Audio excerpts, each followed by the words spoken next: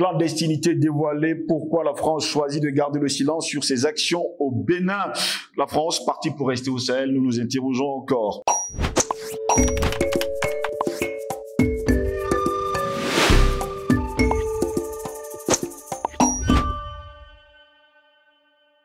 C'est toujours un réel plaisir de vous retrouver sur Panafricaniste TV. Mesdames, messieurs, bonjour. Bienvenue à toutes et à tous à cette édition de Parole panafricaniste.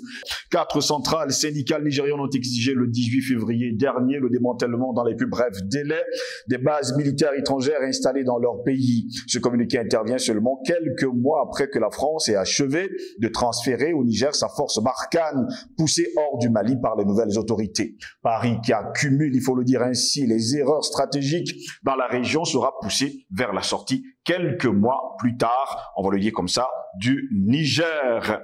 Eh bien, mesdames, messieurs, il faut également revenir sur cette situation parce que jusqu'à preuve de contraire, Paris ménage aucun effort d'ailleurs pour pouvoir rester non loin, on va le dire ainsi, du Sahel. Des forces spéciales étaient en outre installées à Ouagadougou depuis 2010 jusqu'à ce que les militaires au pouvoir au Burkina Faso en exigent le départ le 23 janvier dernier. Paris prévoit par ailleurs de créer des postes militaires de reconnaissance, les PMR, dont la localisation évoluera en fonction de la menace et de la stratégie adoptée. D'ores et déjà, des soldats français ont été aperçus à Tangueta et à Kandi dans le nord du Bénin. Plusieurs attaques ont été menées par des groupes djihadistes ces 2 dernières années.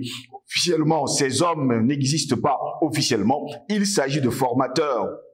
L'exécutif et l'état-major assure avoir appris de leurs erreurs. Il n'est plus question d'être en première ligne au risque d'être comparé à une force d'occupation. Pas question non plus d'entreprendre quoi que ce soit sans l'aval des autorités du pays concerné, comme ce fut le cas pendant les années au Mali.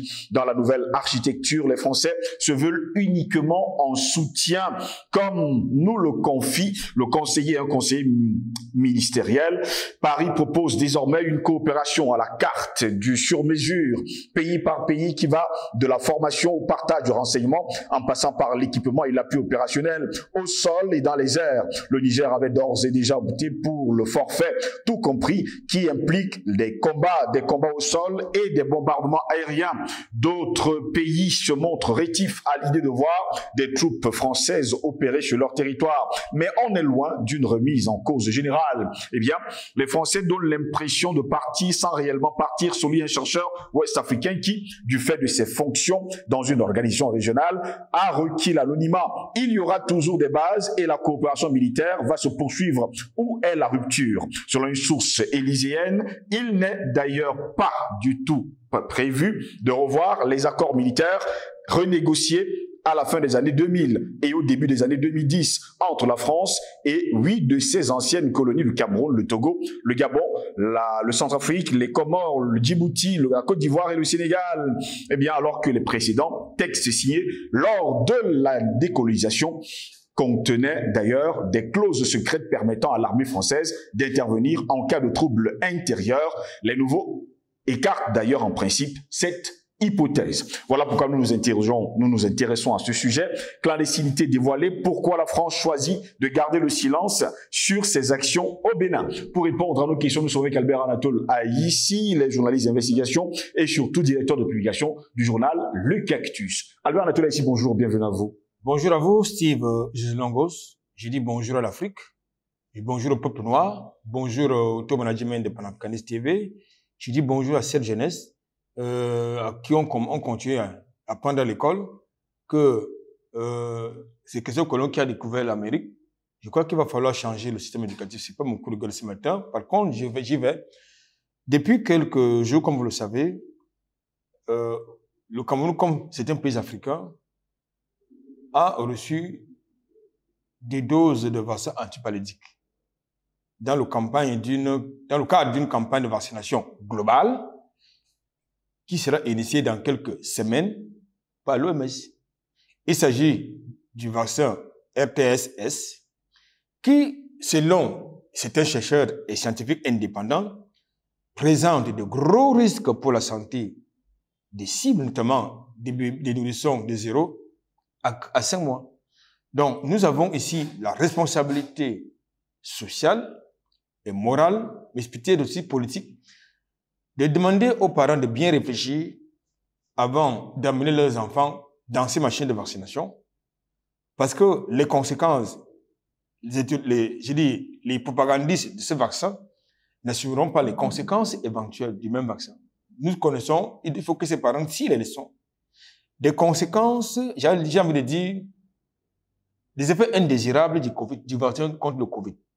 Aujourd'hui, les documents sortent et faisant état de ce que, effectivement, les différents vaccins qui n'ont pas respecté les procédures de fabrication avaient des effets indésirables. Mais hier, lorsque nous le disions, on nous traitait de complotistes et d'anti-vax. Merci pour l'invitation. Très heureux de vous avoir, Albert Anatola, ici, clandestinité dévoilée. Pourquoi la France choisit de garder le silence sur ses actions au Bénin jusqu'à preuve du contraire? Eh bien, là-bas, on nous fait savoir que les soldats français ont été aperçus à Tangueta et à Kandi, dans le nord du Bénin, où plusieurs attaques ont été menées par des groupes djihadistes ces 2 dernières années. Écoutez, bien évidemment, ils ont, comme vous l'avez dit dans votre chapeau, appris des erreurs commises au Mali, oui, au Burkina Faso. Donc, il faut désormais qu'ils se fassent discrètes pour ne pas énerver la population béninoise. Il y a une partie de la population béninoise ne sait pas qu'il y a des bases militaires, une base militaire française au Bénin et qu'il y a une présence militaire française de ce côté, qui opère dans le nord du Bénin et qui officiellement est présenté comme étant des formateurs. Vous savez, les Russes qui soutiennent les FAMA ou les FACA, ou alors les forces armées burkinabées sont appelées des mercenaires. Nous les appelons les instructeurs russes, mais ils appellent leurs mercenaires des formateurs. Il s'agit donc des mercenaires. Lorsque quelqu'un n'a pas une existence légale, comment vous l'appelez? C'est un mercenaire, non? Oui. Mais c'est un mercenaire, c'est des mercenaires alors qui sont du côté du Bénin et qui, officiellement, ils luttent contre, officiellement, ils luttent contre le terrorisme, officieusement, ce sont des formateurs. Ça, c'est le narratif qui est porté par l'état-major des armées françaises.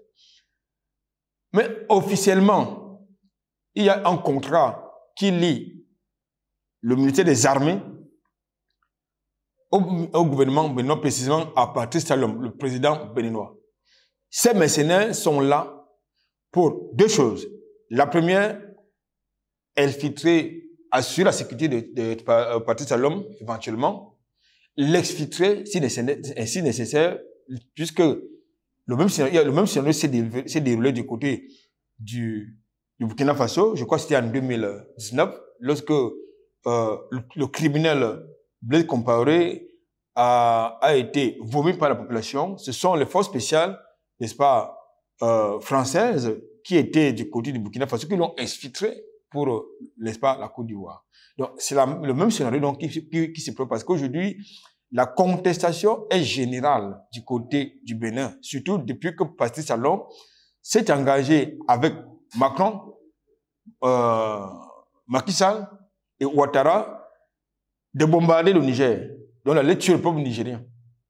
Depuis que Patrice Talon a décidé de fermer les frontières de son pays au Niger, la contestation est populaire et il sait que les Béninois, si officiellement sont informés de cette situation, certainement ils risquent de subir le même sort qu'a subi Bazoum du côté du Niger.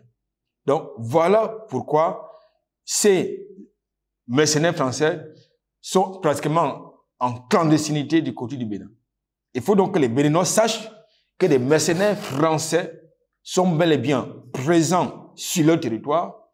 Il faut que les soldats béninois sachent que les mercenaires français sont bel et bien sur leur territoire, parce que selon Talon, ils ne sont pas capables eux, en tant que soldats, en tant que militaires béninois, d'assurer la sécurité du territoire.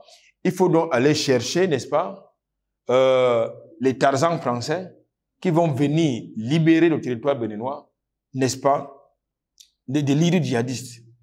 Tout à l'heure, je vous indiquais que lorsque vous êtes un chef de famille qui n'est pas capable d'assurer la sécurité de sa famille et que vous confiez la sécurité des membres de votre famille à quelqu'un d'autre, à votre voisin, ça vous dit qu'on doit vous mettre dehors. vos enfants sont fondés, vos enfants, votre épouse sont fondés à vous mettre absolument dehors. Il faut donc que les Béninois prennent leurs responsabilités. C'est pas de la subversion, c'est pas de la subversion. Monsieur Talon a tous les leviers politiques, financiers, voire décisionnaires pour donner à son armée les moyens d'être opérationnel, efficace, efficient. D'où vient-il donc que lui, Patrice Talon, qui a suscité beaucoup d'espoir parmi la population béninoise, a cherché une armée étrangère pour venir assurer la sécurité de son territoire? Albert Natola, ici, la France, elle est partie pour rester finalement au Sahel parce qu'elle ne veut pas partir, une armée qui ne veut pas mourir. Dans votre chapeau, vous avez indiqué qu'il n'est pas question de revoir les accords de défense de 2014, qui ont été revus en 2010, je crois. Donc, ça veut donc dire qu'en fait, il est question de rester dans cette dynamique de leur présence en territoire africain. C'est-à-dire, pour eux, la souveraineté des États africains, c'est une ville d'esprit. Pour eux, c'est une ville d'esprit, la souveraineté des Africains. Et il faut continuer donc à coloniser ces territoires africains par la présence des bases militaires étrangères, par la présence, n'est-ce pas, des mercenaires français. C'est ça la réalité. Donc, je pense que c'est pas, la France ne partira plus jamais de son gré. La France ne peut pas partir de son propre gré du côté de Mali, ni du côté du Burkina Faso, ni du côté, n'est-ce pas, du Niger. Il faut donc que la France, qui ne partira pas de son propre gré, parte malgré elle. Même s'il faut faire une guerre. Pour ça, il faut que cela soit fait. Déjà, il nous revient que dans sa nouvelle configuration, n'est-ce pas, d'occupation dans nos territoires, il a choisi, Macron a choisi a instruit son ministre des Armées de choisir certains pays africains, je veux dire certains officiers de certains pays africains pour aller se former en France. Je pense que nous avons un gros problème avec nos dirigeants. Parce que les telles situations sont tellement énervantes qu'on nous avons envie de dire multiplions les coups d'État. Pour dégager la tête de nos États, ces gens d'individus qui ne comprennent pas la volonté populaire. La volonté populaire, c'est que nous avons besoin des armées constituées de nos citoyens, de nos concitoyens, qui soient capables d'assurer notre défense, notre protection, notre sécurité. Que nous n'avons pas besoin de ces dirigeants qui sous-traitent leurs responsabilités à notre État en matière de défense. Je pense que la France va partir. Et elle partira. Ça prendra le temps que ça prendra. La France partira. Que ce soit par la voie diplomatique, ce que j'en doute, que ce soit par la voie de la force, elle partira. Pourtant, il y a plusieurs pays africains qui ont encore envie d'accepter les bases militaires françaises. Ce fut le cas encore il y a quelques jours, comme avec le Tchad. Je vous fais comprendre qu'au côté du Tchad, il faut une révolution. Je pense qu'il y a une certaine opinion politique, une certaine classe politique, une certaine classe de la société civile, de ce côté du Tchad, qui commence à décrier la présence, non seulement de la base militaire française, mais surtout la présence très visible des militaires français dans les rues. Non seulement de N'Djamena, mais à l'intérieur du pays. Donc, je crois tout comme il y a une certaine opinion gabonaise, sénégalaise, ivoirienne, comorienne, djiboutienne, qui refuse de plus en plus la présence des bases militaires étrangères, françaises, sur leur territoire. Je voulais quand même faire savoir que depuis quelque temps, le président de Djibouti est en train de demander à Macron de revoir le contrat de la présence de cette base militaire à Djibouti. Et ça crée franchement des tiraillements du point de vue diplomatique entre Macron et le président djiboutien. Donc, nous pensons donc que les temps sont révolus où la France, au nom des accords de défense, avait la prétention d'être le parapluie sécuritaire des États. Nous parlons de la paix des indépendances. Aujourd'hui, c'est terminé. Parce qu'aujourd'hui, la présence, n'est-ce pas, le parapluie militaire français avait une contrepartie, les ressources naturelles. Un peu comme on vous dit que la présence militaire française au Mali, c'était du gratuit, c'est faux. Que la présence militaire française du côté du Burkina Faso, au Niger, ou bien au Gabon, c'est gratuit, c'est faux. C'est du business, c'est du business. C'est un très gros business. La preuve, vous avez la plupart des mercenaires français déployés à travers le monde qui préfèrent être mobilisés pour les opérations extérieures que de travailler en France. Pourquoi? Parce que ça fait bouillir la popote. Ça fait bouillir la mamie. Donc, c'est du business. Qu'on ne vous raconte pas des histoires, des fadaises. C'est pas de la diplomatie, ce n'est pas de l'aide, ce n'est pas de la philanthropie, c'est du business, c'est des affaires. Donc, la contrepartie, comme je l'ai indiqué tout à l'heure, c'est les matières premières, les gros contrats. Donc, M. Talon doit prendre ses responsabilités. Nous, en tant que panafricanistes, nous avons ce devoir, cette obligation, ce droit de lui dire que même s'il n'est pas patriote, même s'il est france-africain, comme nous le savons, il faut qu'il respecte surtout la volonté populaire des Béninois qui ne veulent pas de la présence de ces bases militaires et de ces militaires du côté du Bénin. Albert Anatola, ici, pourquoi ces mercenaires français sont sur le sol béninois? Est-ce pour préparer une attaque contre un des pays du Sahel? Parce que jusqu'à preuve contraire, on nous fait savoir que le Burkina Faso, le Mali, le Niger sont dans leur ligne de mire. Dans tous les cas, officiellement, comme vous l'avez indiqué, ils luttent contre le terrorisme. Officiellement, c'est des formateurs. En réalité, le Bénin sert de base arrière à une éventuelle intervention militaire française, notamment du côté du Niger. Parce que ce n'est pas encore sorti de l'agenda de ces vassaux qui font office de président du côté du Nigeria, du côté de la Côte d'Ivoire, du côté du Sénégal, du côté du Bénin. Donc, le fait donc que le Bénin ait fermé ses frontières, s'engager dans une dynamique de bataille diplomatique avec Niamey, ça suscite cela.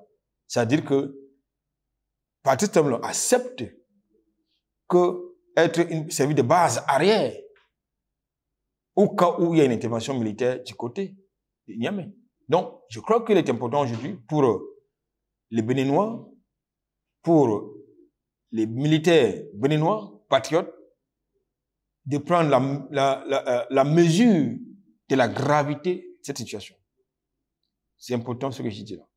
Ce n'est pas de la subversion, c'est une réalité. Le fait que Talon, qui ne cache pas son amitié avec Macron, oui, le fait qu'il ne cache pas son aversion des putschistes du Niger, comme il les appelle, il faut faire très attention. Donc, il faut faire très attention. Alors, sur le temps qu'ils sont basés où? Au nord du Bénin. Je crois que le nord du Bénin n'est pas très loin du Niger. Oui. Ça veut dire qu'il y a une frontière commune.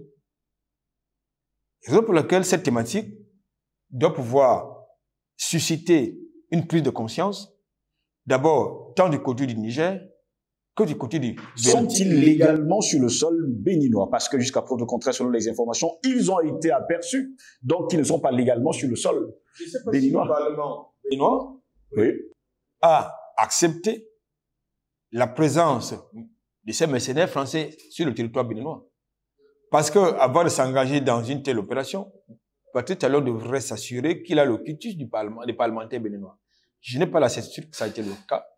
Et vous savez que la plupart des opérations, d'autre part, vous savez que la plupart des opérations extérieures de la France sont clandestines.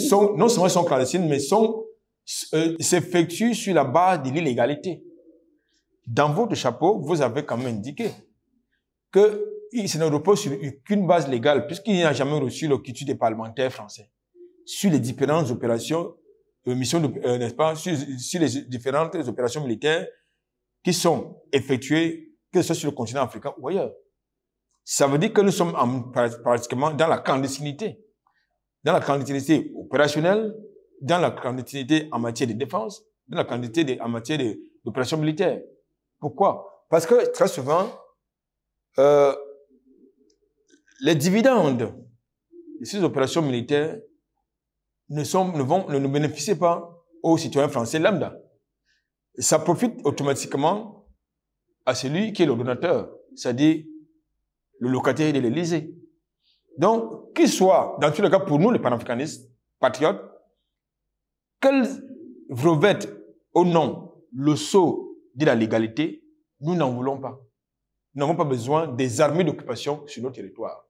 Nous pensons que nous avons les armées. Elles sont ce qu'elles sont. Nous armées dans certains pays. Nous les préférons comme ça et nous les acceptons comme elles sont. Parce que ce sont nos compatriotes. On n'a pas besoin de la sous-traitance de notre sécurité, parce que ceux qui disent, qui ont la prétention de vouloir devenir assurer de sécurité, très souvent sont le problème. Oui. Je crois que l'exemple au Mali est éloquent. L'exemple au Burkina Faso est absolument très éloquent. L'exemple au Niger est éloquent. L'exemple en République centrafricaine avec Sangaris est exactement éloquent avec le viol des mineurs par des soldats français. Donc, n'est-ce pas, les affaires ont été déclarées, ont été classées, j'ai envie de dire, ont été classées. Alors, quand vous avez donc des militaires pédophiles, homosexuels, qui se baladent dans vos territoires, est-ce que vous pensez que vous êtes rassurés? Ce sont des prédateurs sexuels en plus d'être des mercenaires. Donc, vous êtes doublement exposés à tous les risques potentiels du fait de leur présence sur notre territoire. Merci à vous, Albert Natola, ici d'avoir été présent sur notre plateau ce matin. Merci pour l'invitation. Très heureux, mesdames, messieurs, de vous avoir comme téléspectateurs et surtout nous savons que vous êtes sur nos plateformes numériques, YouTube, Facebook, sur vos téléphones, sur vos laptops et parfois sur vos ordinateurs. Continuez à liker et surtout à partager au plus grand nombre pour que Panafricaniste TV soit connu de par le monde. Sur ce, je vous souhaite de passer une agréable journée.